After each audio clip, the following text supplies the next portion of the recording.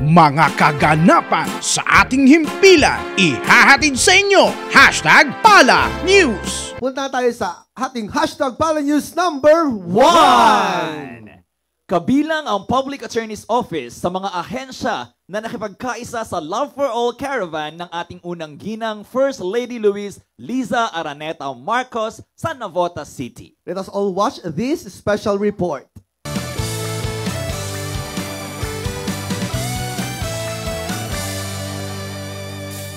Persida sa puso't isipan ang pangarap sa buhay.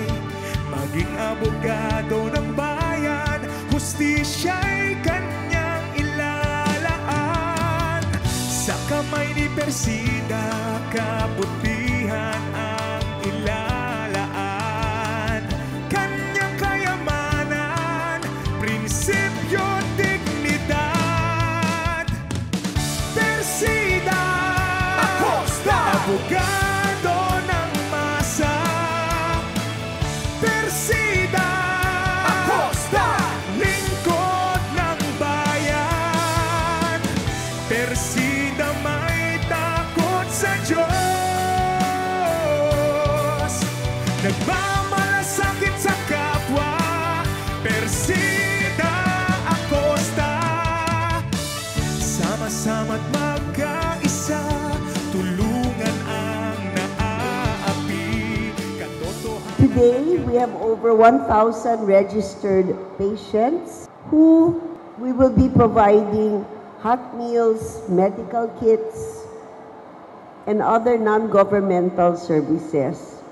Ito po, may mga konsulta, may libreng legal services, care of our PAO. Ganyan karaming mga Navoteños sa Navotas City ang natulungan ng Lab for All o laboratorio, konsulta at gamot para sa lahat project ng ating unang ginang First Lady Luis Araneta Marcos. Nagsimula lang sa ilang ahensya ang proyektong ito, subalit ngayon marami na ang mga government and private sectors na sumusuporta sa programang ito na nagbibigay ng libreng medical services sa mga kababayan natin na walang kakayanang magpalaboratorio o magpa-check up dahil sa kasalatan sa buhay. I think for the government sector and the private partners, as long as they see where their money is going, diba? They see na direkto sa tao, magbibigay talaga yan. Kasi napakabait ng Pinoy. Talagang yung puso natin is really in the right spot. Hindi lamang medical o healthcare services ang maaaring ma-avail ng ating mga kababayan sa proyekto. Marami ring government assistance programs ang kabilang rito. Isa nga sa mga libreng serbisyong ito ang free legal assistance mula sa Public Attorney's Office sa pangunguna ni PAO Chief Persida Acosta. Ang PAO po nagbibigay ng libreng serbisyo legal, sagot sa ating problemang legal, at nagbibigay din po ng legal advice, libreng notaryo, mediation, conciliation. Nandito ang ating serbisyo ng mga government agencies gaya ng PAO. Ako po ay isang abogado, pero hindi ako magkapagbigay ng serbisyong legal. Nandito si Chief Persida Acosta, napakagaling ng abogado ng PAO po.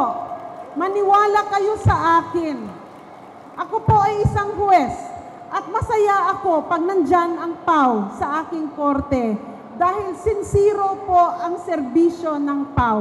Chief, yan ang aking testamento. Talagang ang ganda ng serbisyo ng PAO. Maasahan na tuloy-tuloy ang Public Attorney's Office sa pagsuporta sa mga proyekto ng ating pamahalaan na maihatid o mailapit sa ating mga kapuspalad na kababayan ang mga government services tulad ng free legal services ng Public Attorney's Office. Ang PAO nag-concentrate po sa pagtatrabaho. Kaya kung meron tayong nadidinig ng mga negatibo, hayaan na natin sila.